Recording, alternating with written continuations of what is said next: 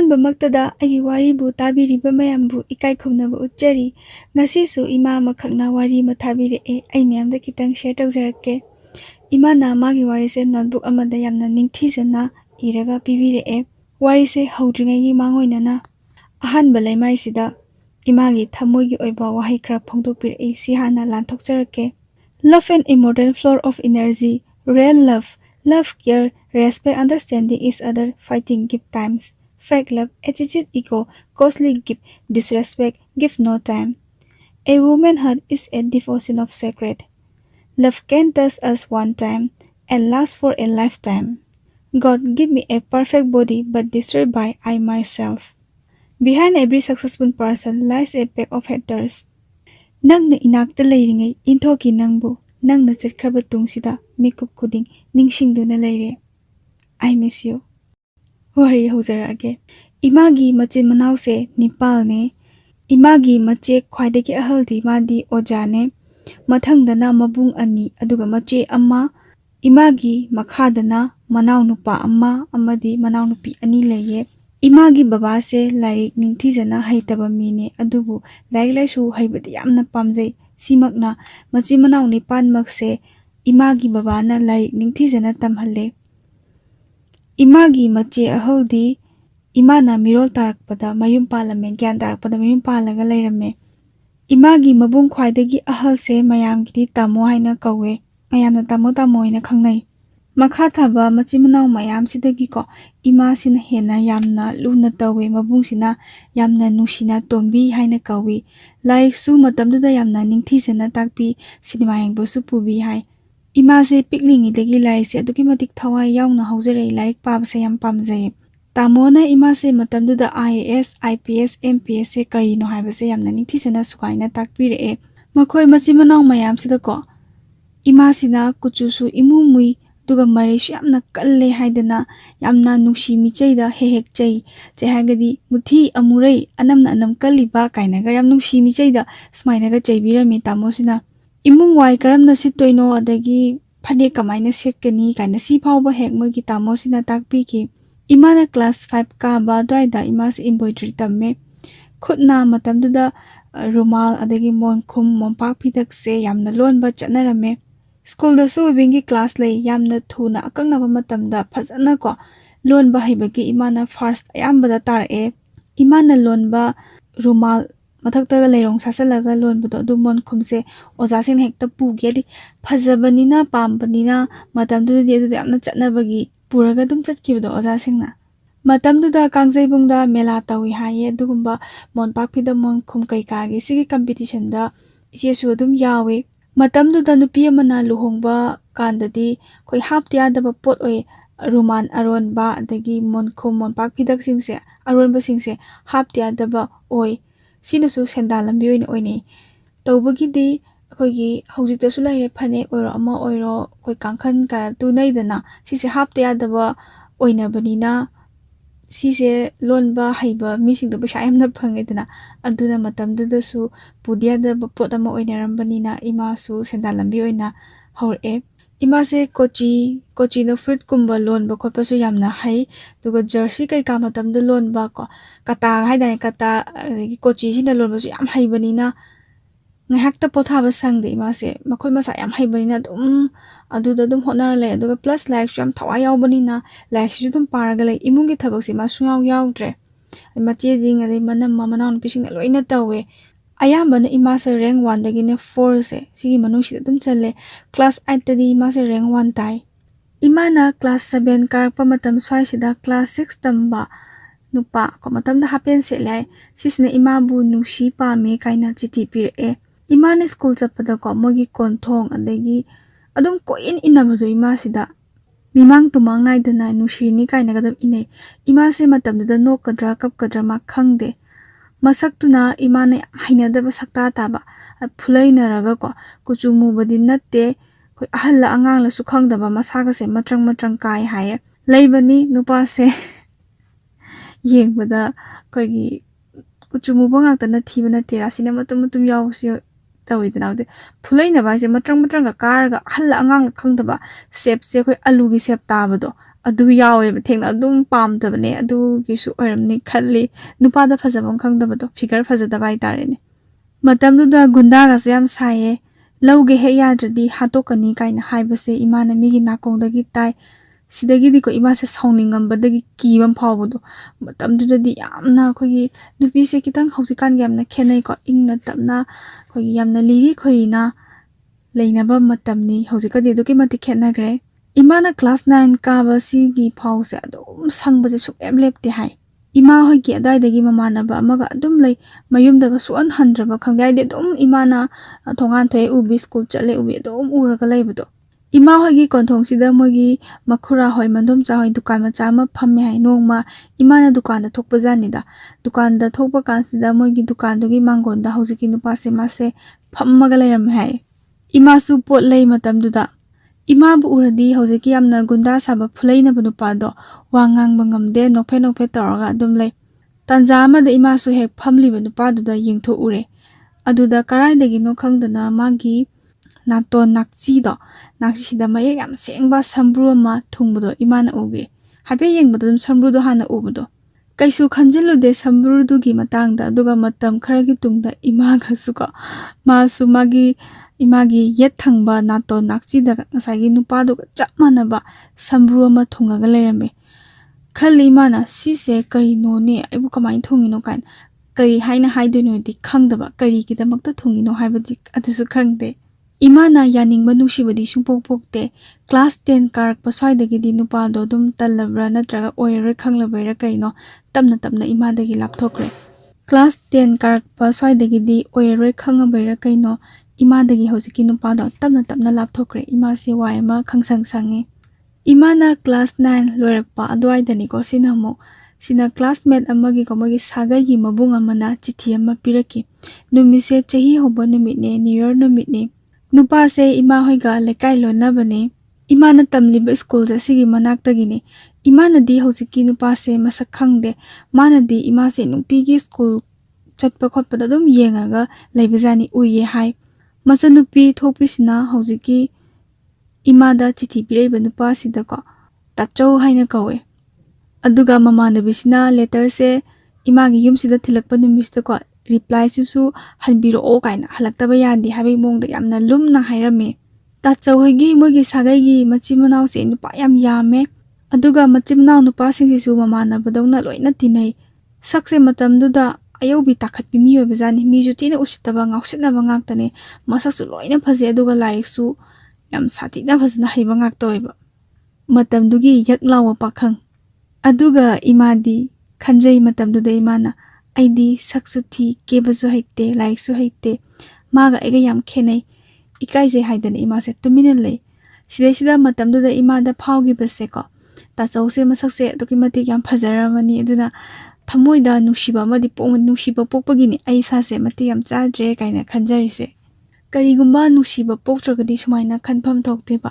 leibani miyoiba koise thamoi singna nusibagi mafamdadi yamna itonda tondaba dongna ningjaidana imagi ta chause mingawe masa pai yamna wangba midi natte duga masakto angang yam male nupi na su yamna pamna basakne isai phajana sai haye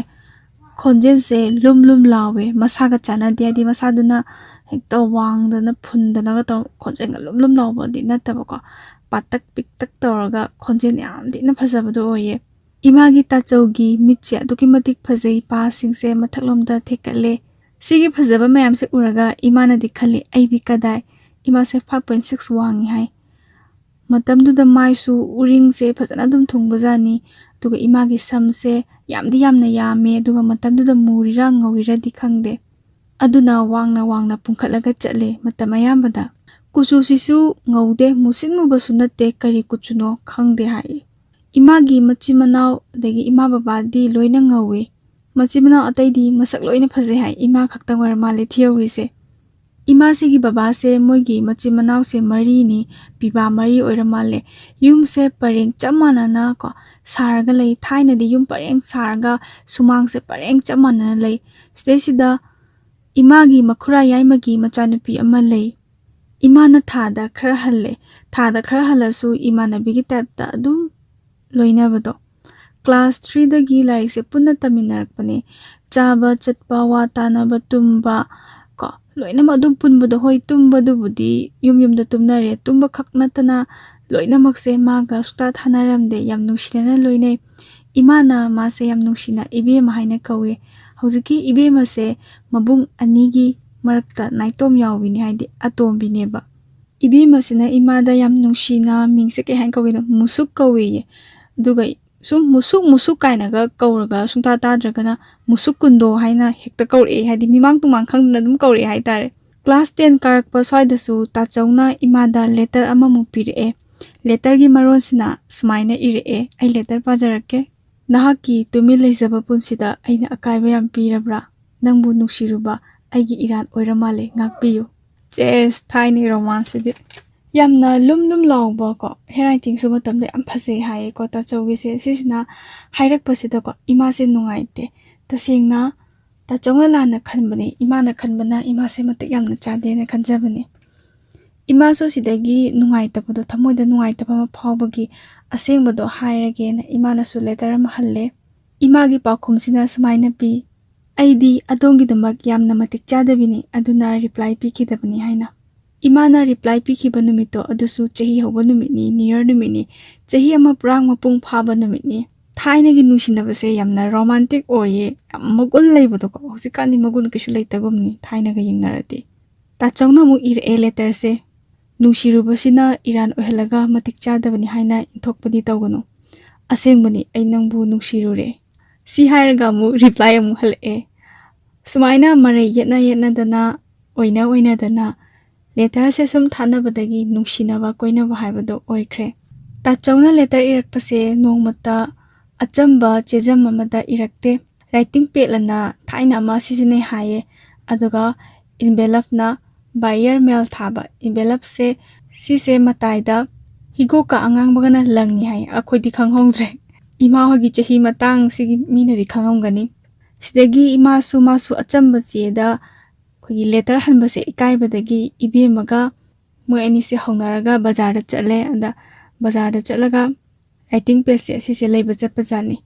matamduda pc gen haiba book store dudane changaga ko leigadoriba pose so ikaijabudo ada kari haina gesu praksu khangdabi adum ikairaga ngakchanaraga leingeste ko ibema sina khangai haigiba letter writing adudo amta leijege sini dukan mapuduna ko noaga ko nokpet taraga hai ibema writing pad haibane haiga pire ikai mandana ibemaga imaga se nimiduda yam nokya inkhalakwa matamgi ikaraga su nokpi pakhalaga su nokpi maidaine tumaina moeni su noaga halaki masigi matungdagi ko matam khra leiraga ta chause engineer su doctor su punna khale se lai yam thina haiba miduna masigi matung khara lairaga ko ta chause engineer su doctor su punna khale hai ngasai lai yam haiba mini na ko da engineer oina tamba chakre imana su matamduda monkhum amane aduga achamba maba pidak amaga rumal machatre amaga pi ki hai imana lonjaba ta chawna mapanda chakrabada ko ima se khoi inkhalakpa matam oiber kaino yamna ka hena thoina khanjinba oirudre maramdi imasisu moli irang macha dum tawjai naha oringai dadi iman haiba yongda phause phaje hai tawdi dawbani inkhalakpase yam phajabane boko phaja mata ama lakpani duga phajar amdai gi mar ama leidaine ko yaga tekhiba samga tena kakthapa luga kokebagi mata asthibane adu matang aidi angang rasu masakse thimalle kai aisi tori boko adaidi phajarakpa inkhalakpa daidi imana mapung mari ningthijana pharba matam je sidadi mi pumna makna lekai gi imabu khangbasingna ko yamna ingta pi rasilei yam lemi sini mayana marol ama phajariba kundo parengdu mangai kana smaina hai tasengbagidi ima se ya langbase yamna pamje aduna joton je yamna ningthijana tawje yamna cheksenje khojin su matamduda ningthijana khai khotcha singsu tumtak tawi khong muba khuning kai bas yamna pamjadabani na yamna ningthijana ba phajana ba hotnajai imagi kuchusiga pakna roi chana roi kaina khanbadei ko asmina nokna kini kaina khanjabadagi nongmata phane angangba phawba secharakte imagi maithongse yenglaga kanamatana imase irang phabini irang tawbini habise thajaroi mayamgi mi engtadi imase mong hajadebini aduga manungdana irangdi haipet kanbini ꯊꯥꯕꯜꯃꯛꯇ ꯆꯣꯡꯂꯁꯨ ꯍꯨꯃꯥꯡ ꯂꯦꯞꯇ ꯄꯨꯛꯂꯨꯀꯩ ꯆꯣꯡꯊꯕꯤ ꯄꯦꯟꯗ꯭ꯔꯤ ꯐꯥꯎꯕ ꯅꯤꯡꯊꯤꯖꯅ ꯆꯣꯡꯊꯣꯛꯄꯤ ꯊꯥꯕꯜꯗ ꯄꯩꯁꯥ ꯈꯥꯏꯕ ꯌꯥꯎꯁꯪ ꯂꯣꯏꯔꯒ ꯄꯥꯈꯪ ꯂꯩꯁꯥꯕꯤ ꯆꯥꯛ ꯆꯥꯅꯕ ꯃꯇꯝꯗꯨꯒꯤ ꯌꯥꯝꯅ ꯅꯨꯡꯉꯥꯏꯕꯀꯣ ꯏꯃꯥ ꯍꯣꯏꯅ ꯂꯥꯡꯖꯕꯗ ꯑꯗꯨꯗꯒꯤ ꯑꯃꯨꯛ ꯂꯤꯂꯥ ꯇꯧꯕ ꯀꯥꯡ ꯂꯣꯏꯔꯒ ꯅꯤꯉꯣꯜ ꯄꯥꯜꯂꯤꯗꯀꯣ ꯑꯩꯈꯣꯏ ꯃꯇꯝꯗꯨꯗ ꯆꯣꯏꯇꯦꯞ ꯆꯣꯡꯕꯀꯣ ꯍꯥꯏꯅꯩꯅ ꯍꯧꯖꯤꯛ ꯀꯥꯡ ꯃꯇꯝꯗ ꯆꯣꯏꯇꯦꯞ ꯆꯣꯡꯕꯁꯦ ꯇꯧꯅꯩ ꯁꯤꯒꯤ ꯃꯇꯝꯁꯤꯗ ꯃꯤ ꯑꯅꯤ ꯑꯍꯨꯝ ꯑꯃꯒ ꯊꯣꯛꯑꯒ ꯇꯣꯉꯥꯟꯅ ꯖꯒꯣꯏ ꯁꯥꯕꯁꯦ ꯌꯥꯎꯏ ꯍꯥꯏ ꯑꯗꯨ ꯖꯒꯣꯏ ꯁꯥꯕꯗꯤ ꯌꯥꯝ ꯌꯥꯎꯖꯅꯤꯡꯕꯀꯣ ꯍꯧꯖꯤꯛꯀꯤ ꯏꯃꯥꯁꯤꯒ ꯏꯕꯦꯝꯃꯒꯁꯦꯀꯣ ꯀꯃꯥꯏꯅ ꯇꯧꯗꯣꯏꯅꯣꯅ ꯈꯟꯕꯗꯤ ꯍꯣꯔꯦꯟꯗꯤ ꯖꯒꯣꯏ ꯁꯥꯕꯗꯣ ꯏꯕꯥꯅꯤ ꯊꯣꯛꯑꯒ ꯁꯥꯔꯕ ꯑꯗꯣ ꯀꯃꯥꯏꯅ ꯇꯧꯕ ꯋꯥꯈꯜꯁꯦ ꯌꯥꯝ ꯋꯥꯏ ꯁꯤꯗꯒꯤ ꯏꯕꯦꯝꯃꯁꯤꯅ ꯋꯥ ꯍꯧꯗꯣꯔꯛꯑꯦꯕꯀꯣ ꯌꯨ ꯊꯛꯑꯗꯤ ꯏꯀꯥꯏꯕ ꯈꯪꯗꯦ ꯍꯥꯏꯅꯕꯅꯤ ꯁꯤꯅꯤ ꯁꯤꯗꯒꯤ ꯏꯃꯥꯒ ꯏꯕꯦꯝꯃꯒꯁꯦ ꯃꯣꯏꯕꯥꯅꯤꯁꯦ ꯃꯝꯂꯤ ꯇꯧꯕ ꯁ꯭ꯋꯥꯏꯗꯒꯤ ꯌꯨꯁꯦ ꯈꯔ ꯂꯩꯔꯨꯔ ꯃꯥꯜꯂꯦ ꯑꯗꯨꯒ ꯂꯧꯔꯒ ꯀꯣꯟꯊꯣꯡꯁꯤꯗꯀꯣ ꯇꯪꯈꯥꯏ ꯌꯦꯟꯅꯔꯒ ꯊꯛꯆꯜꯂꯦ ꯑꯃꯨꯛꯇ ꯇꯧꯗ꯭ꯔꯤꯕꯅꯤꯅ ꯃꯇꯝꯗꯨꯗ ꯈꯅꯥꯎꯁꯦ ꯈꯥꯕꯒ ꯁꯥꯕꯒ ꯁꯦꯒꯥꯏꯒꯦ ꯇꯧꯏ ꯅꯥꯇꯣꯟꯒ ꯃꯦꯜꯂꯒ ꯌꯣꯠꯈꯤ ꯍꯥꯏꯌꯦ ꯌꯨꯁꯦ ꯉꯥꯎꯔꯕꯖꯥꯠꯅꯤ ꯇꯔꯪ ꯃꯔꯪ ꯖꯒꯣꯏꯗꯨꯅ ꯀꯃꯥꯏꯅ ꯁꯥꯈꯤꯕꯅꯣ ꯍꯥꯏꯕꯁꯦ ꯈꯪꯍꯧꯗꯅ ꯂꯣꯏꯁꯟꯈ꯭ꯔꯦ ꯅꯣꯡꯉꯥꯜꯂꯗꯤ ꯏꯀꯥꯏꯕꯅ ꯃꯄꯥꯟ ꯊꯣꯛꯄ ꯐꯥꯎꯕ ꯉꯝꯈꯤꯗꯦ ꯍꯥꯏ ꯏꯃꯥꯒꯤ ꯃꯑꯣꯡꯁꯦ ꯃꯣꯜꯂꯤ ꯍꯥꯏꯗꯨꯅꯤ ꯏꯟꯈꯠꯂꯛꯄ ꯃꯇꯝꯅꯤ ꯑꯄꯥꯝꯕ ꯅꯨꯡꯁꯤꯕ ꯐꯥꯎꯕ ꯃꯇꯝꯅꯤ ꯏꯔꯥꯡꯅ ꯁꯨꯝ ꯐꯒꯠꯂꯛꯄꯒ ꯑꯄꯥꯝꯕꯁꯨ ꯈꯪꯂꯛꯏ ꯐꯖꯕ ꯍꯥꯏꯕꯁꯦ ꯑꯊꯤꯕꯤ ꯏꯃꯥꯒꯤꯗꯤ ꯌꯥꯝꯅ ꯄꯥꯝꯖꯔꯛꯏ ꯐꯖꯕꯤ ꯅꯨꯄꯤ ꯎꯔꯒꯁꯨ ꯌꯥꯝꯅ ꯀꯜꯂꯛꯆꯩ ꯃꯥꯗꯧꯅ ꯑꯩꯁꯨ ꯐꯖꯔꯗꯤ ꯀꯥꯏꯅ ꯈꯟꯖꯩ ꯃꯑꯣꯡ ꯇꯥꯕ ꯅꯨꯄꯥ ꯎꯔꯒꯁꯨ ꯄꯥꯝꯖꯩ ꯏꯃꯥꯒꯤ ꯃꯥꯏꯊꯣꯡꯁꯤꯒ ꯆꯥꯟꯅꯗꯕ ꯉꯥꯛꯇꯅꯤ ꯏꯃꯥꯅ ꯃꯇꯝꯗꯨꯗ ꯈꯜꯂꯤꯕꯁꯦ ꯏꯃꯥꯅ ꯃꯑꯣꯡ ꯇꯥꯕ ꯅꯨꯄꯥ ꯍꯥꯏꯔꯒꯗꯤ ꯋꯥꯡ ꯆꯥꯎꯕ ꯃꯁꯥ ꯄꯥꯕ ꯅꯨꯄꯥ ꯊꯣꯛꯄ ꯒꯨꯟꯗꯥꯒꯁꯨ ꯍꯥꯏꯔꯞ ꯃꯥꯟꯕꯗꯣ ꯍꯧꯖꯤꯛꯀꯤ ꯃꯇꯝꯗ ꯍꯥꯏꯔꯒꯅ ꯏꯌꯣ ꯇꯥꯕ ꯅꯠꯇ꯭ꯔꯒ ꯗꯤꯞ ꯁꯦꯛꯁꯤ ꯇꯥꯕ ꯅꯨꯄꯥꯗꯨꯅꯤ face is the index of mind ꯋꯥꯍꯩꯁꯤꯡꯁꯦ ꯏꯃꯥꯒꯗꯤ ꯈꯔ ꯆꯥꯟꯅꯗꯕ ꯃꯥꯜꯂꯤ ꯏꯃꯥ ꯃꯊꯟꯇꯅꯁꯨ ꯅꯤꯡꯁꯤꯡꯂꯛꯏ ꯍꯥꯏ ꯁꯩꯁ꯭ꯔꯥ ꯅꯪꯗꯤ ꯅꯁꯛꯅꯤ ꯊꯤꯔꯗꯅ ꯐꯖꯕ ꯅꯨꯄꯥ ꯌꯥꯝꯅ ꯄꯥꯝꯃꯤ ꯍꯥꯏꯕ ꯏꯁꯩ ꯑꯃ ꯂꯤꯂꯥꯗꯒ ꯁꯛꯅꯩ ꯍꯥꯏꯌꯦ ꯁꯤꯒꯤ ꯏꯁꯩꯁꯦ ꯏꯃꯥꯅ ꯃꯉꯣꯟꯗ ꯄꯥꯜꯂꯦ ꯀꯥꯏꯅꯒ ꯈꯟꯖꯒꯤ ꯏꯃꯥꯅ ꯀ꯭ꯂꯥꯁ 10 ꯄꯥꯁ ꯇꯧꯔꯒ ꯖꯤꯄꯤ ꯀꯣꯂꯦꯖꯇ PU ꯐꯥꯔꯁ ꯏꯌꯔ ꯀꯥꯔꯦ ꯀ꯭ꯂꯥꯁ 10ꯗꯀꯣ ꯊꯥꯕꯜꯗ ꯈꯪꯅꯕ ꯅꯨꯄꯥ ꯑꯃ ꯍꯦꯛ ꯏꯟꯅꯔꯛꯑꯦ ꯏꯆꯝ ꯆꯝꯅ ꯋꯥꯔꯤ ꯋꯥꯇꯥꯏ ꯁꯥꯟꯅꯔꯒ ꯀꯣꯂꯦꯖ ꯐꯥꯎ ꯆꯠꯃꯤꯟꯅꯔꯒ ꯅꯨꯄꯥꯗꯣ ꯑꯗꯨꯝ ꯂꯩꯍꯧꯈꯤ ꯑꯗꯨꯝ ꯍꯟꯈꯤ ꯅꯨꯄꯥꯗꯨꯅ ꯏꯃꯥꯗ ꯂꯦꯇꯔ ꯄꯤꯔꯛꯈꯤ ꯏꯃꯥꯅ ꯈꯪꯖꯤꯟꯅꯗꯕ ꯁꯥꯔꯒ ꯑꯗꯨꯝ ꯂꯩ ꯅꯨꯄꯥ ꯃꯁꯨ ꯀꯩꯁꯨ ꯍꯥꯏꯕ ꯉꯝꯗꯅ ꯑꯗꯨꯝ ꯆꯠꯈꯤ ꯃꯇꯝꯗꯨꯒꯤ ꯅꯨꯡꯁꯤꯅꯕꯁꯦ ꯑꯗꯨꯛꯀꯤ ꯃꯇꯤꯛ ꯃꯒꯨꯟ ꯂꯩꯀꯣ ꯍꯧꯖꯤꯛꯇꯤ ꯃꯒꯨꯟ ꯀꯔꯤꯝ ꯌꯥꯎꯗ꯭ꯔꯦ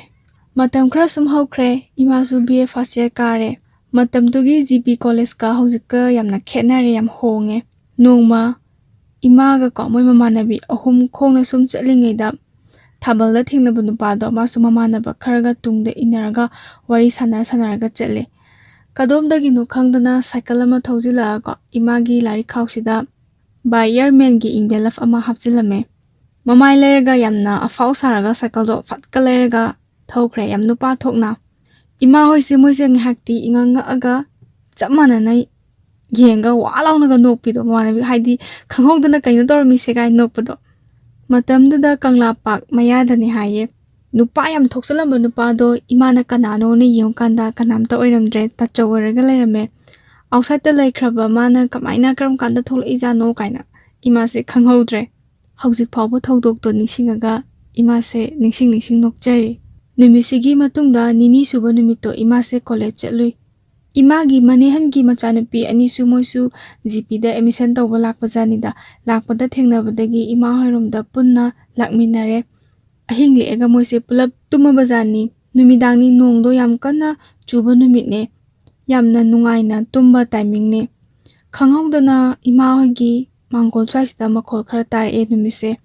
ꯃꯤꯀꯞ ꯂꯣꯏꯅ ꯊꯣꯛꯅꯔꯛꯄꯗꯒꯤ ꯃꯣꯏꯁꯤꯡꯁꯦ ꯀꯅꯥꯅꯣ ꯀꯥꯏꯅꯒ ꯆꯞ ꯌꯨꯡꯉꯒ ꯂꯩꯕꯗꯣ ꯅꯥꯒꯁꯦ ꯊꯥꯡꯒꯠꯂ ꯇꯥꯏꯌꯦꯕꯀꯣ ꯀꯩꯅꯣ ꯃꯈꯣꯜ ꯑꯃ ꯊꯣꯛꯏꯁꯤꯕꯣ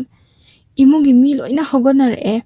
ꯁꯤꯗꯒꯤ ꯏꯃꯥꯒꯤ ꯇꯥꯇꯣꯅꯀꯣ ꯏꯃꯥꯁꯦ ꯊꯣꯛꯂꯛꯑꯣꯅ ꯍꯥꯏꯔ ꯀꯧꯊꯣꯔꯛꯑꯦ ꯏꯃꯥꯁꯨ ꯊꯣꯛꯑꯦ ꯊꯣꯛꯄ ꯀꯥꯟꯁꯦ ꯏꯃꯥꯁꯦ ꯄꯨꯔꯥ ꯉꯛꯄꯅ ꯈꯝ ꯊꯦꯡꯉꯦ ꯃꯁꯥꯁꯦ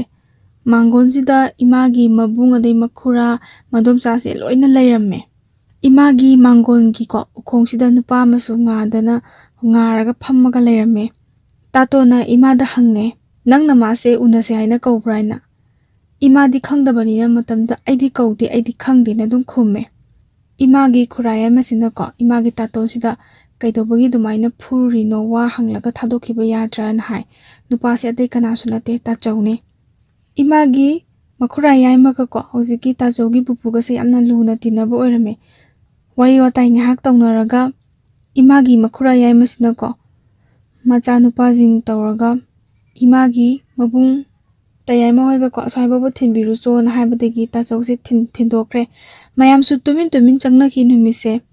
imagi tatonse police ne matamduda duty halakpada moi manggon machida ko tajose lepaga leibajainda ada sidagi sauna khonadana wa se hangdabo saunningbana hemanbe ko nupi leiba mangol amada leirambasida khoi huranba kamal karino dum phattaba mi oirambado nang kai huranba lakpano na hangaga dum phuraba janida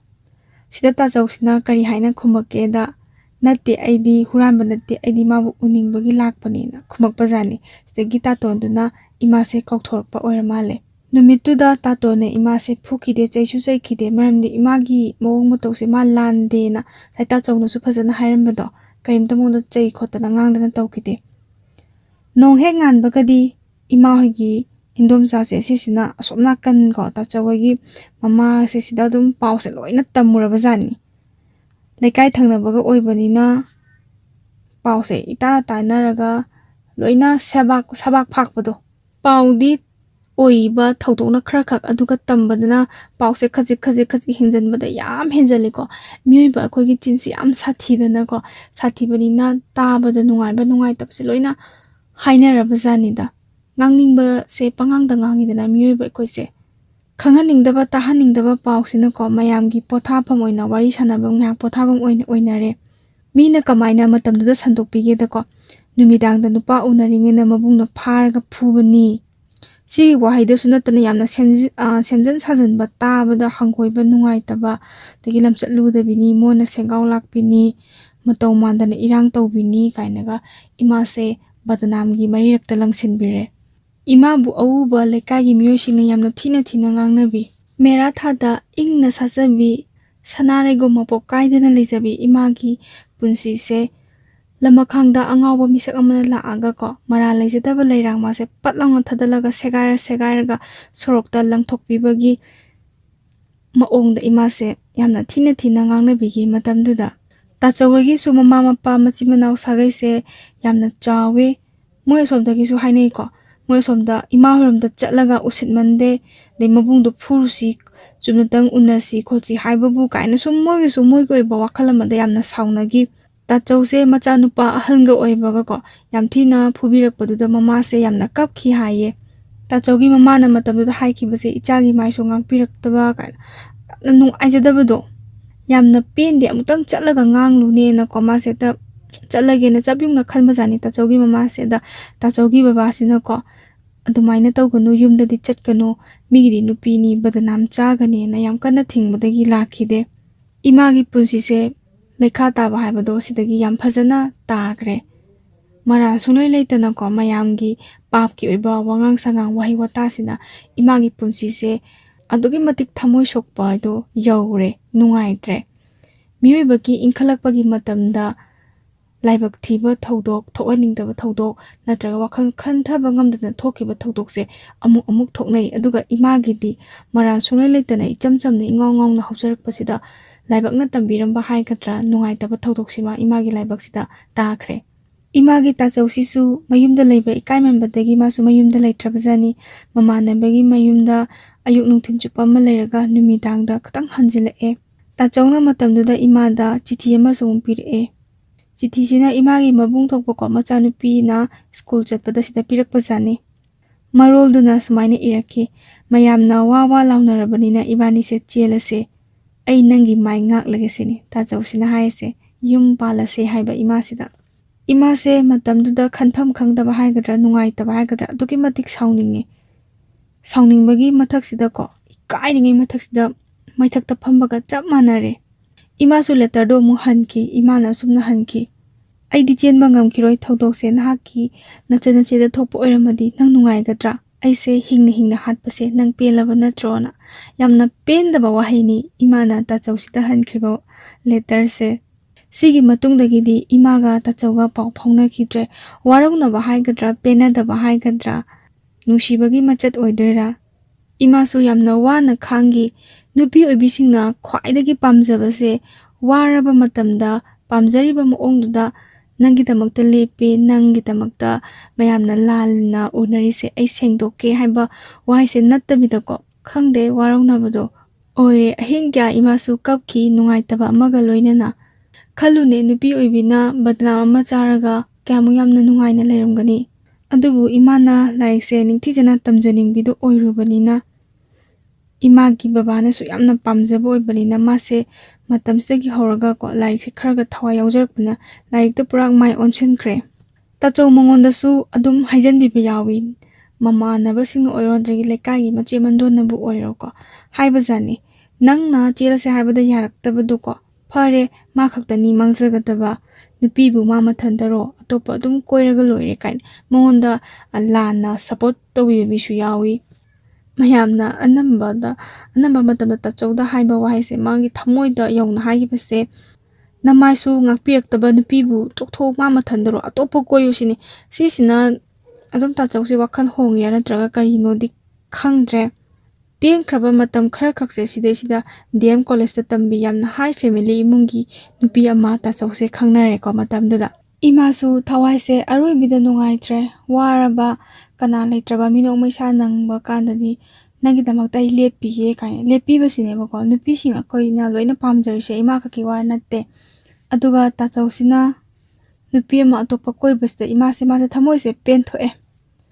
mana apamdo tawjarasanona kalakpadi matamdi imase phawgide aduga warobadi phawe tasingna thamoyongna hakna warogreba stegi nupase imana thajabase kaya watkhre o nupawe singse sumaya loina tawboire khanbadagi imabu nusibiba pamjaba kaya ama lakhrabasu nupase imase loina gitre mana pamjaba tamjaningliba mahaise natana atopa nupa kanagasu mairina khitre imana di tachause magi arepa oire kona khanjakhibane adubu suti thoglakpagi tenkraba matamsida tachawna topa nupi koikhibasta ko imana ko kalakpagi dinatte duga tachawgi lichachine imana yamna ngaklibase imada piramliba badnam sise matamduda ko imana tachawda hangningkiba wahangse sisina nangna kari oina khallige sini nupi amada chariba mino maisa badnam sibu nangna aise thamoisena nushiba oiramadi nangi thamoida phawdabra nang ai nushi haise karida nushino kai wakhal mayam makhangi khanpham thokpane khanjagi matamduda ko imana kanadano imana madilandabane na sengdoduse sengdokpada thajaba yaba wadi natre pharsu phatrasu imaga tachawgase nushinareni masi khudingmakse kauthomaga ko asaidi nupani haibagi mohong ama tawbasta imagi thamoisida doki matik sokhraba thamoisina mabu punsigi oina ngakpiraroigena imana chabyungna khanle imase ikaiba mino maisa kaya ama khanga mase college fajana chatle imaga mot chanabi imagi mamanabi ama thengnaki natte imanaba haiba imanaba ama thengnaki imaga imanaba siga ko library da lai kya ama paake novel su masing khangdana paake matamduda imagi pusi mahingse yamna study kitang langba khotbase khra handaraga yamna ingna lenki matamsida ko tachause mu suti thorpa jani imagi mamanabi se mu thajalaga date chaluse kain hae imanabi duda ko imagi pakhumse yamna samna khumme ai sangde nangna khara haidok pikhona imasu makha dum taramdre library da dum lae khanjai thamoida ko imana kari khandana bu haijarino aina harau ga yarakani kainaga khalli male thamoisida sawningba mamu happudo imase sawningba hengale BA loire imase mapanda master di tawningbani adubu paisa puthokpinaba mi leite matamsida imagi babasu laikhidre imagi machedagi manawnupisingsu mayum loina pankhre imase mamana dukan machama phamdana ko imung phubane imagi mopasisu matamda college tammi imagi bubungsingsu koigi thabak tawragasu imungi machamasugi yumama palabanina loinamak koigi mateng khara natana yam hena pangbasu ngamdaba imana su kya hainingdaba migi yum panjarabanina na sidagi imagi matay mana sinbiraga imase office ama pure regular natte office kaba matamda ko imahaga college taminarakpa like su kya yam ka hena phabasu oidaba ko moina MU gi bus ka ngai hobodo ado thingnai imagi thamoisda ting ting lawba nungai taba mihul chonge haibadi ꯂꯥꯏꯔꯤꯛꯁꯦ ꯏꯃꯥꯒ ꯃꯥꯕꯨ ꯀꯣ ꯏꯃꯥꯒ ꯃꯃꯥꯟꯅꯕꯤꯗꯨꯒ ꯏꯃꯥꯅ ꯍꯩꯕ ꯍꯦꯜꯂꯤ ꯑꯗꯨꯒꯤ ꯅꯨꯡꯉꯥꯏꯇꯕ ꯅꯠꯇꯕꯀꯣ ꯌꯥꯝꯅ ꯇꯝꯅꯤꯡꯅ ꯇꯝꯖꯔꯤꯕ ꯂꯥꯏꯔꯤꯛꯁꯤꯗ ꯑꯩꯉꯣꯟꯗꯒꯤ ꯍꯦꯟꯅ ꯍꯩꯇꯕ ꯃꯤ ꯐꯥꯎꯕ MUꯗ ꯃꯥꯁꯇꯔ ꯇꯧꯋꯦ ꯑꯗꯨꯒ ꯑꯩꯅ ꯀꯣ ꯍꯥꯏꯕꯒꯤ ꯋꯥꯈꯜꯁꯦ ꯈꯟꯖꯈꯤꯕꯅꯤ ꯏꯃꯥꯅ ꯇꯝꯖꯅꯤꯡꯕꯅ ꯍꯦꯟꯕꯒꯤꯀꯣ DM ꯀꯣꯂꯦꯖꯀꯤ ꯑꯣꯖꯥ ꯗꯗꯥ ꯑꯃꯅ ꯃꯇꯦꯡ ꯄꯥꯡꯕꯤꯔꯒ ꯊꯪꯅꯕ ꯆꯍꯤꯗꯨꯗ ꯏꯃꯥꯁꯦ ꯃꯥꯁꯇꯔ ꯇꯧꯕ ꯍꯧꯋꯦ ꯑꯣꯐꯤꯁꯇꯨꯁꯨ ꯑꯩꯈꯣꯏꯒꯤ ꯏꯃꯥꯒꯤ ꯃꯇꯩꯀꯣ ꯁꯤꯅ ꯉꯥꯡꯅꯕꯤꯔꯒ ꯀ꯭ꯂꯥꯁꯁꯨ ꯌꯥꯎꯕ ꯑꯗꯒꯤ ꯀ꯭ꯂꯥꯁ ꯌꯥꯎꯗ꯭ꯔꯤꯉꯩ ꯃꯔꯛꯇ ꯑꯗꯨꯝ ꯑꯣꯐꯤꯁꯀꯤ ꯊꯕꯛꯁꯤꯡꯁꯦ ꯇꯧꯔꯝꯕ ꯍꯥꯏꯅ ꯍꯥꯏꯅꯕꯗꯒꯤ ꯈꯪꯅ ꯆꯥꯟꯅꯕ ꯑꯣꯏꯕꯒꯤ ꯍꯔꯥꯎ ꯍꯔꯥꯎꯅ ꯑꯗꯨꯝ ꯌꯥꯕꯤꯔꯛꯑꯦ ꯀ꯭ꯂꯥꯁ ꯌꯥꯎꯕ ꯍꯧꯔꯦ ꯏꯃꯥꯁꯦ ꯑꯣꯐꯤꯁꯇ ꯌꯥꯝ ꯉꯟꯅ ꯆꯠꯂꯒ ꯊꯕꯛꯁꯦ ꯁꯨꯔꯦ ꯑꯗꯒꯤ MUꯗ ꯑꯃꯨꯛ ꯀ꯭ꯂꯥꯁ ꯌꯥꯎꯔꯒ ꯑꯣꯐꯤꯁꯇ ꯑꯃꯨꯛ ꯆꯪꯉꯦ ꯏꯃꯥꯁꯦ ꯃꯇꯝꯗꯨꯗ ꯋꯥꯕ ꯈꯪꯈꯤꯗꯦ ꯉꯝꯅꯕ ꯍꯣꯠꯅꯈꯤ ꯂꯥꯏꯔꯤꯛꯇꯣ ꯑꯗꯨꯛꯀꯤ ꯃꯇꯤꯛ ꯌꯥꯝꯅ ꯇꯝꯅꯤꯡꯕꯗꯣ ꯏꯃꯥꯅ MUꯗ ꯑꯍꯥꯟꯕ ꯆꯪꯕꯗ ꯃꯨꯁꯨꯒꯤꯀꯣ ꯌꯥꯝꯅ ꯃꯔꯨꯑꯣꯏꯕ ꯊꯧꯕꯨꯕ ꯍꯥꯏꯇꯥꯔꯦꯅꯦ ꯅꯨꯄꯥ ꯑꯃ ꯊꯦꯡꯅꯩ ꯏꯃꯥꯒꯤ ꯃꯇꯦꯡ ꯌꯥꯝꯅ ꯄꯥꯡꯕꯤ ꯂꯥꯏꯕ꯭ꯔꯦꯔꯤ ꯀꯥꯔꯗ ꯑꯗꯒꯤ ꯑꯥꯏ ꯀꯥꯔꯗꯅꯆꯤꯡꯕꯁꯦ ꯂꯣꯏꯅ ꯁꯦꯝꯕꯤꯔꯛꯑꯦ ꯃꯇꯝꯗꯨꯗꯀꯣ ꯏꯃꯥꯕꯨ ꯀꯃꯥꯏꯅ ꯊꯤꯖꯤꯟꯕꯅꯣ ꯈꯪꯗꯦ ꯍꯥꯏ ꯅꯨꯄꯥꯗꯨꯅꯀꯣ ꯑꯣꯐꯤꯁꯀꯤ ꯀꯥꯒꯤ ꯔꯨꯝ ꯐꯥꯎꯕ ꯈꯪꯂꯝꯃꯤ ꯌꯥꯏ ꯂꯥꯛꯁꯨ ꯂꯥꯛꯈꯤ ꯏꯃꯥ ꯍꯣꯏꯒꯤ ꯂꯩꯀꯥꯏꯗ ꯐꯥꯎꯕ ꯐꯖꯅ ꯊꯤꯕ ꯂꯥꯛꯑꯦ ꯀꯔꯤ ꯋꯥꯈꯜꯗꯒꯤ ꯀꯔꯤꯒꯤ ꯊꯤꯕ ꯂꯥꯛꯏꯅꯣ ꯄꯥꯝꯖꯕꯒꯤ ꯅꯨꯡꯁꯤꯕꯒꯤꯗꯤ ꯃꯥꯜꯂꯤ ꯑꯗꯨꯕꯨ ꯏꯃꯥꯅꯗꯤ ꯂꯣꯠꯈꯤꯗꯦ ꯅꯣꯡꯃꯇ ꯎꯅꯈꯤꯗꯦ ꯅꯨꯄꯥꯁꯦ ꯃꯌꯥꯝꯅ ꯁꯛꯈꯪꯅꯕ ꯃꯃꯤꯡ ꯂꯩꯕ ꯃꯤꯅꯤ MUꯗ ꯃꯥꯕꯨ ꯈꯪꯗꯕ ꯃꯤ ꯂꯩꯇꯦ ꯍꯥꯏꯔꯤꯕ ꯅꯨꯄꯥꯁꯦ ꯃꯨꯔꯒ ꯔꯥꯁꯤ ꯃꯇꯨꯝ ꯃꯇꯨꯝ ꯂꯩꯌꯦ ꯋꯥꯡ ꯆꯥꯎꯋꯦ ꯃꯁꯥ ꯄꯥꯔꯞ ꯇꯧꯔꯒ ꯀꯣꯠ ꯂꯤꯠꯄꯗ ꯃꯑꯣꯡꯁꯦ ꯑꯗꯨꯛꯀꯤ ꯃꯇꯤꯛ ꯇꯥꯏ ꯍꯦꯔꯣ ꯃꯥꯟꯕ ꯅꯨꯄꯥꯅꯦ ꯍꯧꯖꯤꯛꯀꯥꯟꯗꯗꯤ ꯀꯣꯠ ꯂꯤꯠꯄꯒꯁꯦ ꯀꯌꯥ ꯂꯤꯠꯅꯗ꯭ꯔꯦꯁꯤ ꯈꯣꯡꯒ꯭ꯔꯥꯎ ꯆꯤꯡꯊꯔ ꯁꯦꯠꯄ ꯇꯦꯇꯨ ꯍꯛꯄꯁꯤꯅ ꯐꯖꯕ ꯅꯨꯄꯥ ꯆꯤꯡꯉꯦ ꯑꯗꯣ ꯑꯩꯗꯤ ꯄꯥꯝꯗꯦ ꯐꯅ ꯐꯖꯔꯒꯁꯨ ꯄꯩꯁా ꯐꯅ ꯄꯥꯏꯔꯒꯁꯨ ꯃꯒꯨꯟ ꯐꯅ ꯂꯩꯔꯒꯁꯨ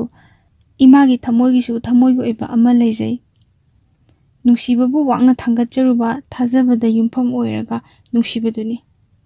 ꯑꯗꯨꯕꯨ ꯃꯊꯛ ꯃꯈꯥ ꯑꯣꯟꯊꯣꯛꯄꯤꯔꯝꯕꯅꯤ ꯂꯝꯂꯥꯟꯕ ꯑꯃꯅ ꯏꯃꯥꯒꯤ ꯊꯃꯣꯏꯁꯤꯅ ꯀꯅꯥꯕꯨ ꯄꯥꯝꯒꯅꯤ ꯅꯠꯇ꯭ꯔꯒ ꯀꯅꯥꯕꯨ ꯅꯨꯡꯁꯤꯒꯅꯤ ꯍꯥꯏꯕꯁꯦ ꯃꯥ ꯐꯖꯅꯗꯤ ꯈꯪꯉꯤ ꯑꯗꯨꯕꯨ ꯊꯥꯖꯕ ꯊꯝꯅꯤꯡꯗꯕꯗꯣ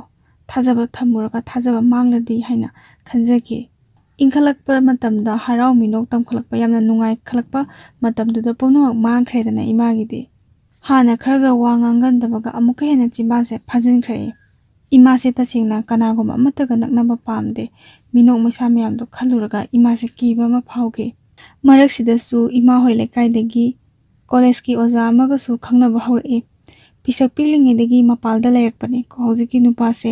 ꯏꯃꯥꯅꯁꯨ ꯃꯥꯕꯨ ꯈꯪꯗꯦ ꯅꯨꯄꯥꯁꯤꯅꯁꯨ ꯏꯃꯥꯕꯨ ꯈꯪꯗꯦ ꯂꯣꯏꯅꯕꯗꯤ ꯂꯣꯏꯅꯔꯦ ꯑꯗꯨꯒ ꯏꯃꯥꯅꯗꯤ ꯑꯗꯨꯝ ꯈꯟꯖꯩ ꯏꯃꯥꯒꯤ ꯍꯧꯈꯤꯕꯀꯣ ꯂꯩꯀꯥꯏꯗꯨꯗ ꯇꯥꯆꯧꯒ ꯃꯥꯒ ꯊꯣꯛꯈꯤꯕ ꯊꯧꯗꯣꯛꯁꯤꯡꯗꯣ ꯈꯪꯂꯒ ꯇꯣꯛꯆꯈꯤꯁꯤꯅꯦꯅ ꯈꯜꯂꯒ ꯇꯨꯃꯤꯟꯅ ꯑꯗꯨꯝ ꯂꯩ ꯑꯣꯖꯥꯁꯦ ꯌꯥꯝꯅ ꯉꯧꯋꯦ ꯃꯁꯥ ꯄꯥꯏꯌꯦ ꯋꯥꯡꯉꯦ ꯏꯃꯥꯅꯗꯤ ꯈꯔ ꯍꯜꯂꯦ ꯃꯇꯝꯗꯨꯗ ꯆꯍꯤꯁꯦ ꯃꯁꯥꯒꯤ ꯂꯧ ꯏꯪꯈꯣꯜꯁꯦ ꯃꯊꯟꯇꯅ ꯁꯨꯖꯕ ꯊꯕꯛ ꯁꯨꯕ ꯅꯣꯝꯕ ꯌꯥꯝꯅ ꯀꯜꯂꯦ ꯃꯃꯥꯒ ꯃꯥꯒ ꯈꯛ ꯂꯩꯀꯣ ꯍꯧꯖꯤꯛꯀꯤ ꯑꯣꯖꯥ ꯅꯨꯄꯥꯁꯦ ꯃꯄꯥꯗꯤ ꯂꯩꯈꯤꯗ꯭ꯔꯦ ꯍꯧꯖꯤꯛꯀꯤ ꯑꯣꯖꯥꯁꯦ ꯃꯥꯁꯦ ꯑꯍꯜ ꯃꯅꯥꯛꯇ ꯐꯝꯂꯒ ꯄꯥꯎꯇꯥꯛ ꯂꯧꯕꯁꯦ ꯌꯥꯝ ꯄꯥꯝꯖꯕ ꯍꯥꯏꯗꯤ ꯑꯍꯟꯒꯤ ꯑꯦꯗꯚꯥꯏꯁ ꯌꯥꯝꯅ ꯇꯥꯖꯅꯤꯡꯕ ꯑꯍꯟꯒ ꯄꯨꯜꯂꯒ ꯅꯨꯡꯉꯥꯏꯖꯕꯅꯤ ꯍꯥꯏꯔꯤꯕ ꯃꯤꯗꯥꯁꯦ ꯑꯗꯨꯛꯀꯤ ꯃꯇꯤꯛ ꯒ꯭ꯌꯥꯟ ꯇꯥꯕ ꯉꯥꯎꯁꯟꯅꯗꯕ ꯃꯤꯁꯛꯅꯤ ꯍꯥꯏꯅ ꯑꯩꯅ ꯂꯧꯖꯩ ꯏꯃꯥꯒꯤ ꯁꯥꯒꯩꯒꯤ ꯃꯈꯨꯔꯥ ꯑꯃ ꯂꯩꯀꯣ ꯃꯩꯇꯩ ꯃꯔꯨꯞꯇ ꯌꯛ ꯂꯥꯎꯕ ꯃꯩꯇꯩ ꯀꯩꯅꯣꯁꯦ ꯂꯩꯗꯅ ꯃꯩꯇꯩ ꯒꯧꯔꯗ ꯃꯩꯇꯩꯗ ꯌꯛ ꯂꯥꯎꯕ ꯑꯣꯏ ꯊꯕꯛꯁꯨ ꯌꯥꯝꯅ ꯀꯜꯂꯦ ꯑꯗꯩ ꯃꯁꯥꯁꯤꯡꯁꯦ ꯃꯤ ꯑꯣꯏꯅꯕ ꯂꯣꯏꯅ ꯁꯦꯝꯕ ꯃꯤꯅꯤ ꯍꯥꯏꯔꯤꯕ ꯏꯃꯥꯒ ꯈꯪꯅꯔꯤꯕ ꯑꯣꯖꯥꯁꯤꯒ ꯏꯃꯥꯒꯤ ꯃꯈꯨꯔꯥꯁꯦ ꯁꯥꯒꯩꯒꯤ ꯃꯈꯨꯔꯥꯁꯤꯒ ꯃꯣꯠꯁꯦ ꯌꯥꯝ ꯆꯥꯟꯅꯖꯩ ꯅꯨꯃꯤꯗꯥꯡꯗ ꯃꯈꯨꯔꯥꯒꯤ ꯃꯅꯥꯛꯇ ꯍꯦꯛ ꯂꯥꯛꯇꯣꯏꯅꯤ ꯑꯣꯖꯥꯁꯤꯅ ꯑꯗꯨꯒ ꯋꯥꯔꯤ ꯋꯥꯇꯥꯏꯒ ꯁꯥꯟꯅꯗꯅ ꯋꯥꯔꯤ ꯋꯥꯇꯥꯏ ꯇꯧꯏ ꯑꯗꯨꯒ ꯑꯃꯨꯛ ꯀꯃꯥꯏꯅ ꯇꯧꯒꯦꯗ ꯃꯈꯨꯔꯥꯁꯤꯒꯤ ꯃꯁꯨ ꯅꯨꯄꯤ ꯁꯤꯁꯦ ꯏꯃꯥꯁꯤꯅ ꯑꯃꯨꯛ ꯂꯥꯏꯔꯤꯛ ꯇꯥꯛꯄꯤꯕ ꯅꯨꯃꯤꯗꯥꯡꯁꯤꯗ ꯂꯥꯏꯔꯤꯛ ꯇꯥꯛꯄ ꯂꯣꯏꯔꯒ ꯑꯉꯥꯡꯁꯤꯒꯤ ꯃꯃꯥ ꯃꯄꯥꯅ ꯌꯨꯝ ꯐꯥꯎꯕ ꯊꯤꯟꯕꯤꯔꯛꯑꯦ ꯅꯣꯡ ꯐꯥꯗꯣꯛꯁꯨ ꯆꯥꯛꯀ ꯆꯥꯊꯣꯛꯂꯒ ꯂꯥꯛꯄ ꯌꯥꯎꯋꯦ ꯊꯤꯟꯕꯤꯔꯛꯄ ꯃꯇꯝꯁꯦ ꯏꯃꯥꯁꯦ ꯗꯗꯥ ꯍꯣꯏ ꯏꯅꯝ ꯍꯣꯏꯁꯤꯅ ꯊꯤꯜꯂꯛꯄ ꯀꯥꯟꯁꯤꯗ ꯍꯧꯖꯤꯛꯀꯤ ꯑꯣꯖꯥ ꯅꯨꯄꯥꯁꯦ ꯃꯥꯁꯨ ꯌꯥꯎꯔꯛꯑꯦ ꯃꯣꯏ ꯑꯍꯨꯝ ꯃꯥꯁꯨ ꯌꯨꯝꯗ ꯆꯠꯄ ꯑꯣꯏꯅꯀꯣ ꯂꯝꯕꯤ ꯊꯣꯛꯅꯔꯦ ꯀꯥꯏꯅ ꯄꯨꯟꯅꯒ ꯂꯥꯛꯃꯤꯟꯅꯕ ꯌꯥꯎꯋꯤ ꯍꯥꯏꯈꯤ ꯑꯣꯖꯥ ꯅꯨꯄꯥꯁꯤꯅꯀꯣ ꯃꯥꯁꯇꯔ ꯂꯣꯏꯔꯒ ꯀꯔꯤ ꯇꯧꯁꯤꯒꯦ ꯀꯔꯤ ꯈꯜꯂꯤꯒꯦ ꯀꯥꯏꯅꯒ ꯍꯪꯕꯤꯔꯛꯈꯤ ꯅꯣꯡꯃꯁꯨ ꯁꯤꯅꯤꯃꯥ ꯌꯦꯡꯃꯤꯟꯅꯔꯨꯏ ꯍꯥꯏꯌꯦ ꯑꯣꯖꯥ ꯅꯨꯄꯥꯁꯤꯒ ꯗꯦꯠ ꯑꯃꯁꯨ ꯆꯠꯂꯨꯏ ꯑꯆꯝꯕ ꯋꯥꯔꯤ ꯋꯥꯇꯥꯏ ꯑꯗꯨꯝ ꯉꯥꯛꯇ ꯁꯥꯟꯅꯔꯛꯑꯒ ꯍꯜꯂꯛꯏ ꯍꯥꯏꯗꯤ ꯅꯨꯡꯁꯤ ꯅꯨꯡꯉꯣꯟꯒꯤ ꯌꯨꯝ ꯀꯩ ꯄꯥꯟꯕꯒꯤ ꯋꯥꯔꯤꯗꯤ ꯁꯥꯟꯅꯔꯛꯇꯦ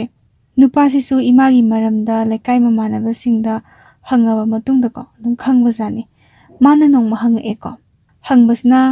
ꯂꯝꯕꯤꯗ ꯂꯝꯈꯥꯡꯗ ꯎꯅꯔꯒ ꯍꯪꯕ ꯅꯠꯇꯦ ꯑꯣꯖꯥ ꯅꯨꯄꯥꯁꯤꯅ ꯍꯥꯏꯔꯦꯕ ꯑꯩꯈꯣꯏꯗ ꯏꯪꯈꯣꯜ ꯌꯦꯡꯕ ꯂꯥꯛꯑꯣ ꯏꯃꯥꯒꯁꯨ ꯃꯁꯛ ꯈꯪꯅꯧꯅ ꯍꯥꯏꯕꯗꯒꯤ Imasisu ko mamanabi amaga chatluye sida cha thakminarakpada wari sanabasida ojanapasina hanglakpane. Tachauga nangase kamai kainarirona imana maram lay haiga makhadi tagide. Tachauga imagadi nongmata cinema yengminarakte desu amata chalakte sulatangi letter thanaraga nushinarakpa khaktaneba. Matamduda inkalakpa oibanina mabung mopasingse yamna kina hangoina chachaba matamne. Angangsu oiba adagi tachauna su mapanda outside ayamba laibanina tanja mai chanchana khide. Matamdudade ojasina imada wahang ama hangkidana tachauga nangase kamaina kainagrinona imagi paukhumse tarakansida ojana pasnung haireba ma yu yam thae na hai nang khangbra sini tachause yuse phasana haigatana thabajani ima se dum khungi aidi khangde aidi tade na imagi paukhumse taraga ojana paduna smain haire a drunkard husband always got a good wife haiga imada nokshalakhi amaromdana mu kamai tawri nupi ama khangnakhre yamna hai family gi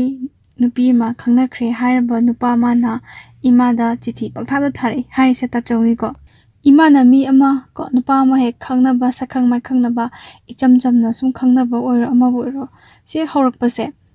tachawsida kari phawbunu khangde magi thamoida ihol amadi dum phawbajani tachawsina imada irang hekta horakani adum irang haujalakpado somdane imana magi wakhalse kaukthoknaba khankhraga he hek ningsinghale matawsida imasu sauningumsu taw nokningumsu taw warobudi ayongna waroraponi imagi thamoisida like tamba chakhraga ko tachawsina like tamdraba khangde imada chithi se letter se fajana adum tharakpajani moi college ki function da imada saitharaga isai ma sai hai isai mek se nang byam ningsingi nangdi ai kawrabra sigi wahai se panbajani si se taraga imagi ko imana magi thamoista kari khalli ismana karimta landa badawna lanjata basaraga aingonda ka tawr isikan aina mawasu lobidabada imase mase master lawyer kadaba tha taruk mu khakta ngai e semester system se matamda oyam drabina ko percentage yam wangna ba honai office ki ko magi dada amana imase kanamta ko magi tangtawi kanamta khangna dena ko khanbadagi army nupa ma khangna hale haye ada amutang di uno na haibadagi imasu aningbada ko imagi thamogi aningba se haidoge na noma office ki canteen da unai nupa se ichamchami ko army se wase asengwa ngakta ngangi nongmakhak thengnaba unaba oiraga su miyoiba se asengma ngangi ngangde se magi mawong matawduna khara makhaidi khangindana ada imasu khangki hojiki army nupa se magi suti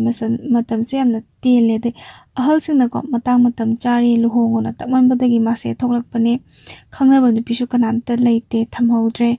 sigi wahi se haiga nupa se masu nokphet torga no e army ni yam tine smart oiramgani ima da hai ahal thara urana imasu mawong matawdu yamna nungaite thamoi sengna iting na hairpa matawduda haidi yadabanina imana ai master se amutang loisingige na haigi army nupa sin haire moida layerga loisilo ai se tasin haiga army se mana imasida kaimta etpa pi roi nadi yamni thijana nushina haire adubu imana di singnaba ma yarga tamkibanina loidri phawbudi ai kanamtaga naknararoina imana khankibdo sigi waisima army sida phongdokhi thamoida di masu nungaitaba madi phawi ikoi kuidana thengnaba oiraga su asengba wahai tama haiba thamoyamna sengjaba matawduna imana mabu ningsinghanba madi oige imana ayabado matamda pigidrabanina ko moi office ki dada aduna ma sinbiraga ima haga tabak tawminaba mamanabi ama haina singnaraga luhongki imasu thamoida harawba ma pokhi nungaisabado afaba mi ma thengnaraga afaba mi ma luhongki baduda hojiki mamanabi siga army nupa siga mangani chakawba se ko moi staff mayama ma punna chale imasu matamduda gari macha amada chale chakawba loiraga ko borkangbu chakraba tungda ima hosu gari se thodor e imaga hojiki army siga khangnabada yaukhiba mamanabana ko masa khangbadagi imana gari thorba matung moina maningdaga lehorka ko borgi gari bordonga pa gari se moina maningdaga ngairaga leiramaga tungda inar e Indian army na su imada aroiboina mi ma yengki imana su yengki numitudagi ngasi phawba amukhanna Indian army duga imaduga thengna khidre imana ko nupa ma hek khangnaba khudingi pause adum phawrpa handaksu tachause pawmu phawre lamhen ba ngausanabase imagi pakhumse supang phangdrabada machi amuk thare khalli imana matamsida Mana khalise kaino aise magi pata tarabra. Haukiba thoudok ningsingaga ima se ta sauningba. Iche duna ko ima da hai noise hojise matam se chap chare kari khanarino. Ima na hai basu ya de masu nupi se mayam pusala ima na yaba ko bose sungai leitre. Hai da hai jeluraga na nang natradi nupi amata thiroi na tum hairaga leire thoudok mayam amasu thokre. Noini amutang sengdok no na haire. Ima su munna khalle angang masa natre master loire prasu patrasu thaba ma tawjare. Do jaga jaga tawa pamdabarina ima se ta chawsi amutang sengdok narage na ko matam ko ina sangna phummaga thamakpa thamogi pendaba wahise phongdoge na khalle. Ima sin haire ko hojiki masi asida ai laage aduga maga wari se hainarage na. Nonganbagi nungthinda imagi mamanabi amaga hojiki machi hoirom sida chetle. Machi dusu khara nakpa maphamda koi yum panba luhongba janida. Hojiki machi do yam phai haiye imagi machi gidi mamanabi ni. Magi mokpa lamhenba sakhenba lamhenba ta chawse machi na yam nushina tawjai. Ta chawse numisida machi khoi gi jaksangjida phamaga churup thakaga leirame. Iche duna ko cha thangalaga leirame. Imaga mamanabi singa lakpa ubasida ko achapo leiruge hayamlaga thokre. Ngaihakti imaga ta chawse tumin na leinare yam kuina thengnarudraba unarudraba matungda unabanina wase aman amada pangna hongdorakte. Nupa mana hana hongdokpam thoe khanbagira karigino ta chawna hana hongdorake. Nang sawba phadribro kayam kuina waro khidoino na. Ima su khumki ai kanada su waro balaite. Nangna pamjabado tawkro. Aina mamangda su kyar khana haikrabaduni shini. Ta chawsu makha tare ko. Nang kishimda khalaroidra. Kawba ngamladro na. Pendaba khonthok ama ko lum lawba khonthok ama ga haire. Haukiba punsida aina nangoda kari lan kharbage shini. Imana su khumki. Haujiti ado karimda khaluranu ai nangondagi apamba kaishu leite. Engineer oire thabak tawre haidana aina nangonda kalakadab leite. Imagi wahai sida ta chawse mase nofet tawra nokhi. Tanjaji da ko haujiki machi se changaga chapoji puraga moise chaminaraga dum halakki. Ta chawsu masu karimta hairaktre. Khalle ko imana. Matamamada ta chawna jela se haibada imana yaraga mangonda jeramladi ma engineer kasu oiramoy eduga imasu thabak tawraga leise kasu tawramoy na khalle. Imana matamduda ikai piru khumkiba maicha khanglingeda kasu leitana ko chensi yadabagida atopa nupi koikibani. Aduga imagi punsisidana ahakpa dakhoma thambikhibani. Aduga haujikta hanjina si kainaga imagi thamoisibu hongdo hongjin yabadawna kan imagi adum hakpa ko thamoida hakpa wakhalsina nungaijagide. Sidagi hauragani imana kanabusu thamoyongna nushiba ngamdriba thajaba ngamkidabase. Tang taba wafamse yaurabawda imagi thamoina sumna khanki aina mabu ngakpibasu sungam ngamoy aduga nushibasu ngamoy pamsu pamde. Imagi hakkraba warokraba asina tachawbu mana hanjinna adum inthoki thamoyni inthokiba. Tachawga khangnajabi hai family gi ko sagindemda tambi nupidusu haina singnaraga luhongkre. Masu yamna nungairamoyna khali matamduda imasu yamna nungaigide moibani thungnazaragadi phagadawni. Imana di tachawse nushiragasu waroba ma yawgibanina nushiba phawdre apama phawdre kalakpa phawdre na khanke. Tawbagi budi tachawna hai family se luhongdringeda imada hana luhongsi haiboramadi imagi thamoise kitang petharambasu aduga khudimak loikhrakanda imana dakpham thambirame taimana nupi koiraga ko magi oiba sangsaramda laikre imana dakphamduga loinana awaba maichak mayam amaka khanghoraga leibanina ayorasu thamoida dum hakpa tabane. Adubu nupa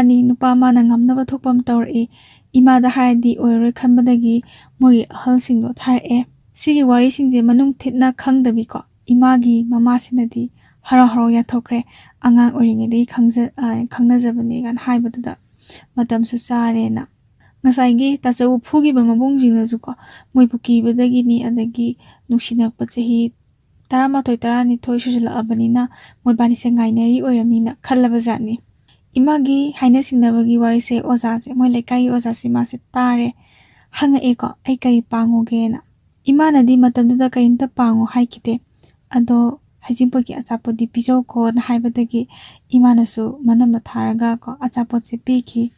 Imagi babasu leitre duga imagi mama amadi mabung mapasingna silliba luhongbasida imase yeludre. Imagi ko matamdagi mamanabisingnadi imaga tachouga luhongbase moibani luhongani tabasda aduki matik haraubagi maramna ko sagi tachousinadi imagi mamanabisinda koitak taabazanida. Haiki ko imagi mamanabisin nang magi papti puraroena.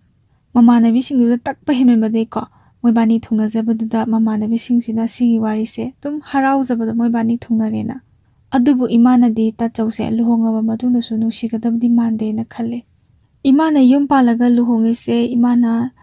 tabak macha ama tawjabase chahi ahungi matungdani imana luhongise. Imagi machanupise amakhakni duga machanupana anini. Matam khudingmakta imagi tachawna imabu care aduki matik lawbi. Ima lakpadagi imagi tachawse yu thakpase thakkidre.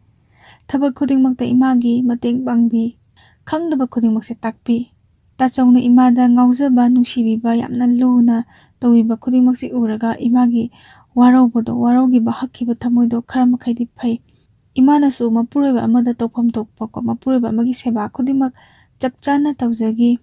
Imagi ko imaga tachawagi muenigi machase ahum sure. Adubu si yauna hingminaraba punsisida imana tachawse thamoi yauna nungsiu haibadi iyagide. Simak hairga ko imana wafam thabire mayamda ngakpiyo asengbado haizabani warobana heman khrabado. Heman kibai maramna waraba chiraba matamda aigidamakta lekpirakpado aduni imana pamjabadi adu oigidabanina nungsiba phawgidabani. Masisu kaishu kaide. Imana khwaidagi pamjaba awangba nungsibasu phangde. Nungsibase karino ningthijana khangjringida khuthiba nangkiba ikaibado phangkibanina asengba nungsibase karino imana khanghaudre. Maraksida imana wafam thabire. Imana nupisingda haijaningbadi nakhoi landrabadi nupasingda haijaba nonjabase amata tawbiganu lairagera sakthigera napal amada ko nangi status amada leibiyona. Nasagi nupi oibigi ikai khumnaba cheksena thambiyo landaba ko migidi ishor leibani. Moina haiba indena ko hairaga saukhraga chakragasu dum konadi iyada yabi nupi natte haibado khangalo haibanida. Kainaba yai thungnaba yai adubu isagi ijat ngakjaba midi kananasu usittaba ngamdabani. Nupi oibigidi ko nakhoina pamjaba nupada leibabudi nakhoibu nungsibiba nakhoibu yam luna khanjaba mida leibado aduna khwaidagi hena nungaibani hai. Swaisida imagi yamna nungsiraba warise matangsida losinjare. Ima hoigi matamgi nungsibase aduki matik magul leiye ko aigi oina sigi nungsibase ai yam pamjaye. Losilakpada aigi oiba wafam khara thamjage. Imaga igase bazarda thengnabane bako ada paw phawnaraga thengnabane. Imasa aina hek uba matamda yam tina phajai yam ahan adum oire chahi 71 ko humdrama thoi sure dum ahan oire dana ahal oresu mana illiba phi phanek leiriba mo mato samaj yam phajana kaidena yam nithijana hali illiba phi se phitup kaide wange masak yam phajaramni haringenda phajaramgane kuchu ngawe aduga yase ko aina khalle hek uba kanda kain ahal oiraga yase yam ningthijai ahal oibagi soiba khotpadun amani aduga yamna ningthijana chection yam tina phajabam leidena ko yada khaji khraka phata pakpa khot adukom amta leite ado ngasai wari da su yaukra imana yase yam chection na thammena ko yamna nungsi aiga maga ahan bu unabado ko imana ko ai khoja tablong pae ko yamna nungsi na luna tawjabado aise ima unabase aise kari hairaga ima sida kamaina hagin haibase haite ahan bane ai wari thabirakpa mayamda saka unaraga wari sanaba khotpase ima sik ahan boybagi nungsibasu phawdo de imana aigidamakta am nungsina frit ama pibire ko ekang numitta le khangde ima se am phajaye yamna su nungsiye sini aina haining bairagadi phare ai wari singa sigidi sida losinjarage soikilan kiba khudimak mayamna ngakpi